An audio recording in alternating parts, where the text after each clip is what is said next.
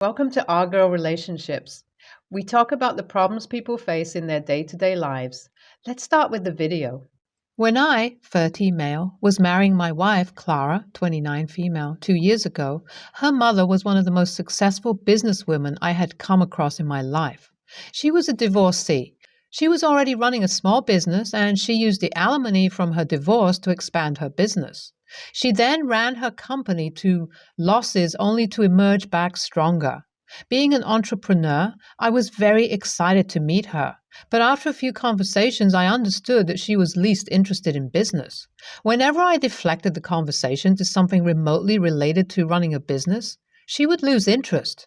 She had a reliable team behind her who ran the business. I understood that as long as the owner doesn't do anything overall stupid, a business would run just smoothly if it's well established. During the time of our marriage, my mother-in-law was dating a man much younger than her. She had entrusted him with her business as well.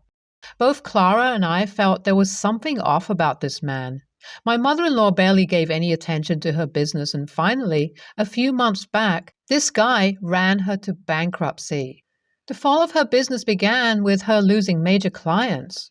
When there was no potential for expansion, this guy tried to expand the business. This led to the business incurring more debt and finally shutting down. She even lost her home in the process. The most awful part of her story was that she still had trust in her boyfriend, but he ghosted her. Clara was devastated by her mother's situation, so we decided to invite her to our place. That's how she started living with us. She was mentally at the lowest phase of her life, so we decided to give her time and space to recover. But I was more realistic about my mother-in-law's condition than Clara. I knew for a fact that her business was a cash cow. If she had given it a bare minimum effort, her business would have survived.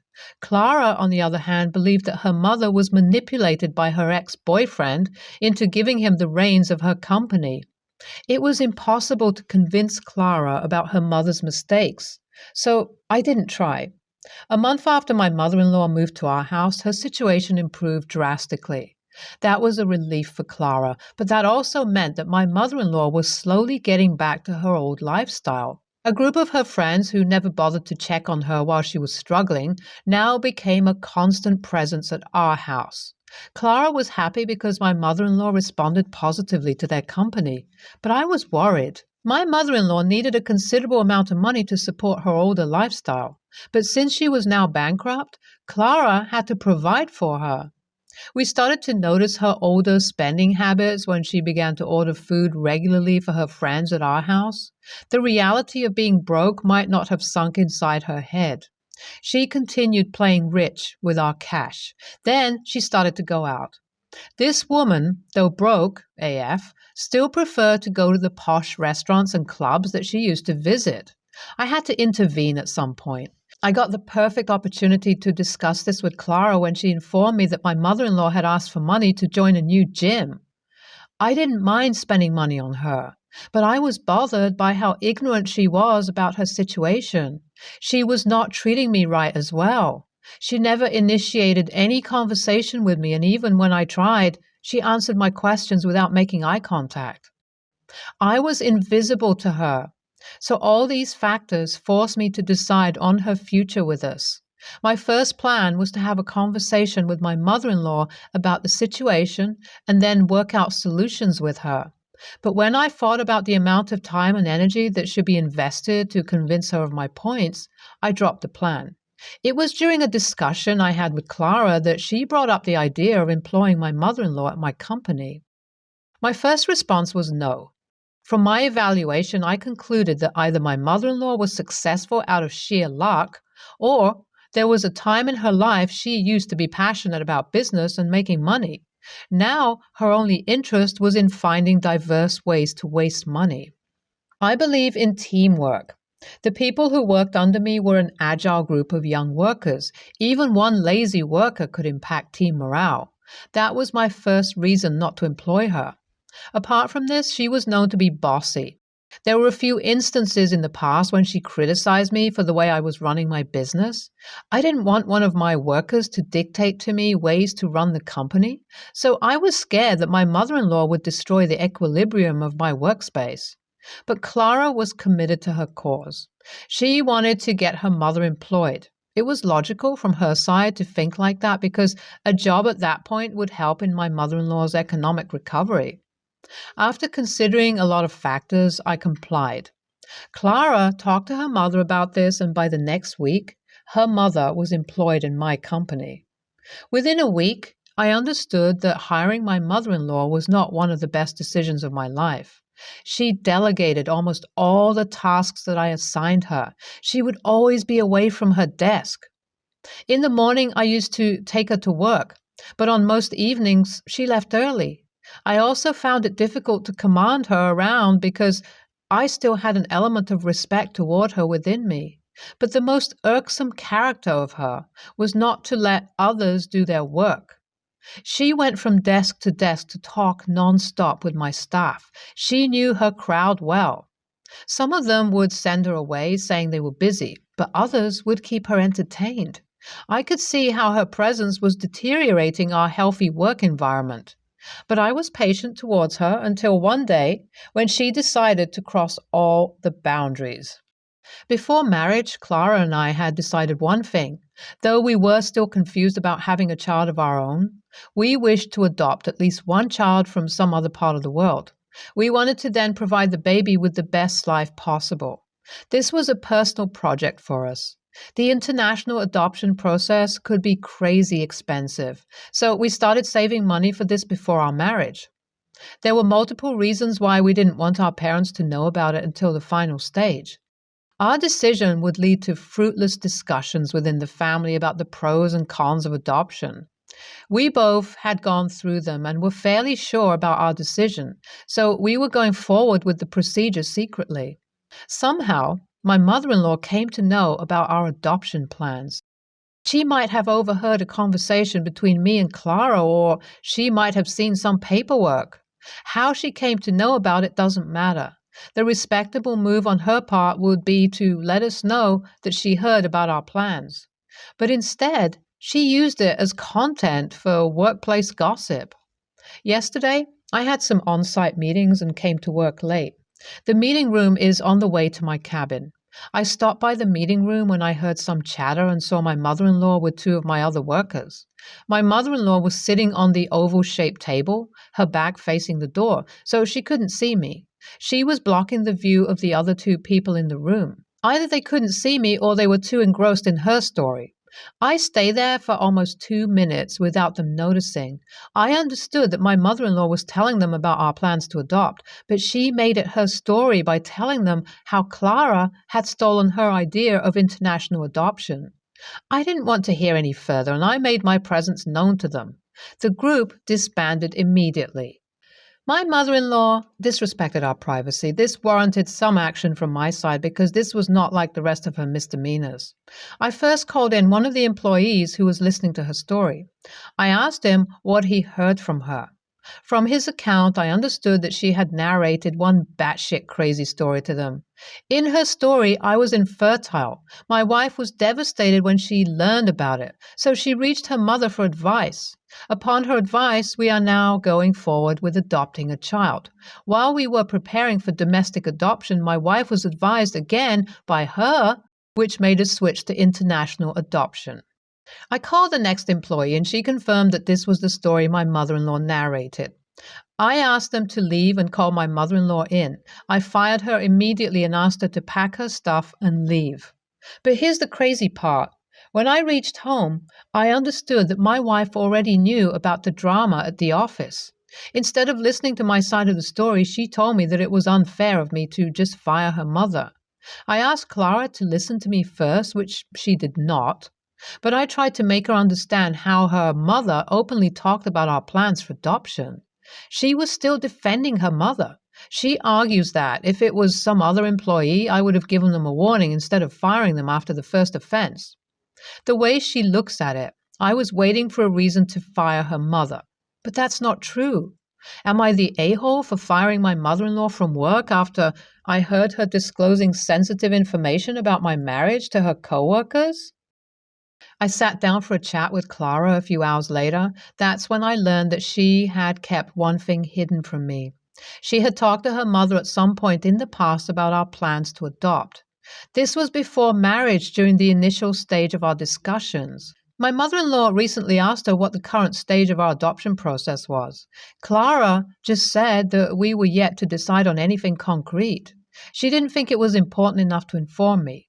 I genuinely thought that we both gave it the same level of secrecy. So this is where my mother-in-law got the information from. Clara still feels firing her was a bit too much, even after I told her how her mother twisted the story.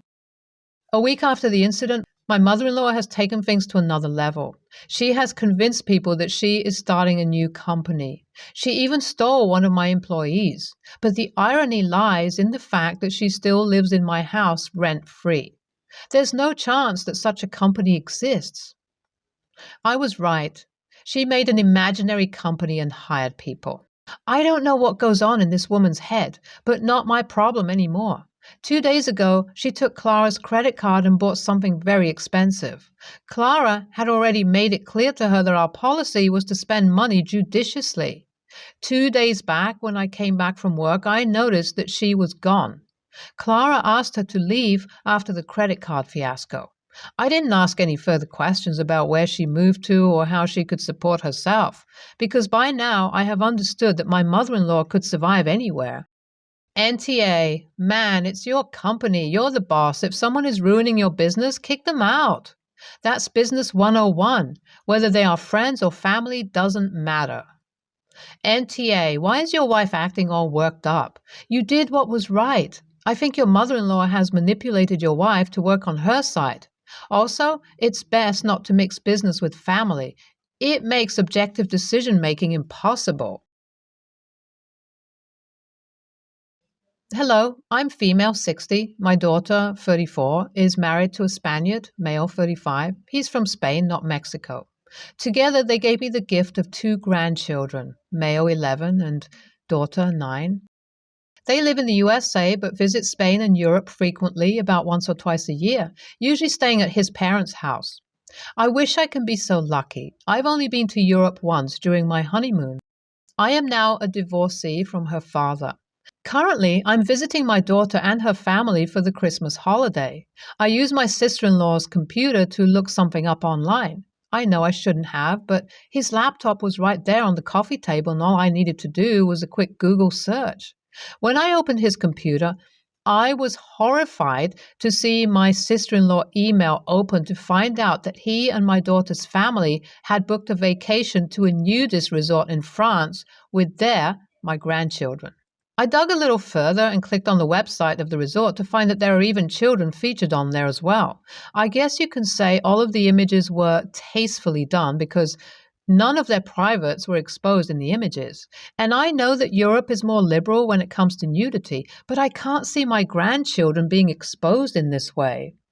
I confronted my daughter about it, and she was upset that I snooped, which I admitted was wrong, but she was also arguing with me, saying that I had no right to tell her where she could take her kids on vacation. I simply tried to tell her how I was fine with her and her husband going to a place like that, though I wish I didn't know about it, but not the grandkids, and how it is inappropriate for the kids to go to such a place because they can be preyed upon. I also told her how I never paraded naked around her when she was growing up and asked why she thinks it's okay to be naked in front of the kids, especially my grandson.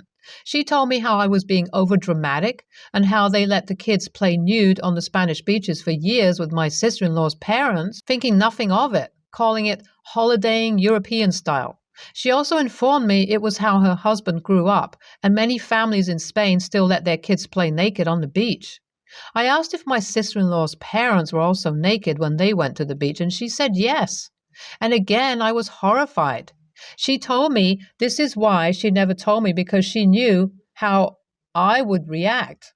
I told her I understood they enjoy going to Europe to see sister-in-law's family, but why can't she take a normal vacation when she goes? Then I started to tell her about the trip I took on my honeymoon, and she said tour groups are not the real Europe, that my sister-in-law is Spanish, he is European, and that I am going to have to respect the cultural differences and in how they are raising my grandchildren. AITA? Let me count the ways. YTA for using someone's computer without permission. YTA for snooping around on said computer. YTA for sticking your nose in where it doesn't belong. YTA for thinking you have any say in how your daughter raises her children. YTA for your prudish, closed-minded approach to cultures different from yours. YTA for asking, why can't she take a normal vacation? When what you really mean is, why can't she take a vacation that wouldn't upset my fragile sensibilities? And while referring to your son-in-law as a Spaniard doesn't automatically make you TA, it's definitely not a good look in this era. Combined with everything else you've revealed here, I'd call it the icing on the cake. Sorry, Grandma, YTA. The world is a different place now than what it was. First, you are trying to override someone else's culture with your own. Second, they have already done this numerous times because this is how it's done in their culture. Lastly, they are not your kids. You do not have a say in how mom and dad raise their kids. Sorry, that's just how it goes. I'm 23, female. My sister, 27, got married a month ago and the wedding was beautiful and clearly very costly. They had a registry, but almost everything was really expensive. Think Dyson purifier, Fornacetti candles, etc. She also had a Tiffany alphabet necklace on it. I wear the same necklace which my husband gifted to me for our wedding last year. I didn't ask for anything and I know he saved up. Tiffany jewelry is absolutely not the regular standard for us. There was an option to give a monetary gift towards the honeymoon, so we ended up gifting $150, and I think it was more than fair. Sister brought up that she noticed I only gave a small contribution to the honeymoon. I said, yes, that's the gift. She replied she expected family to be more generous and the other siblings, relatives got thoughtful gifts. I could have at least gotten the Tiffany necklace since we can afford it. I told her, no, we can't afford it. And we gave what we could give. It's not my fault everything on the registry was so expensive. This was at Thanksgiving, by the way. There were other people around and I guess they could see the conversation between us was getting heated. My sister said I need to stop acting so self-righteous and they can put whatever they want on their registry. And others did get the gifts, so it's just me being cheap. My stepmom overheard and said I could have given a larger monetary amount or split the cost of the necklace with someone else, and I didn't appreciate the effort put into the wedding.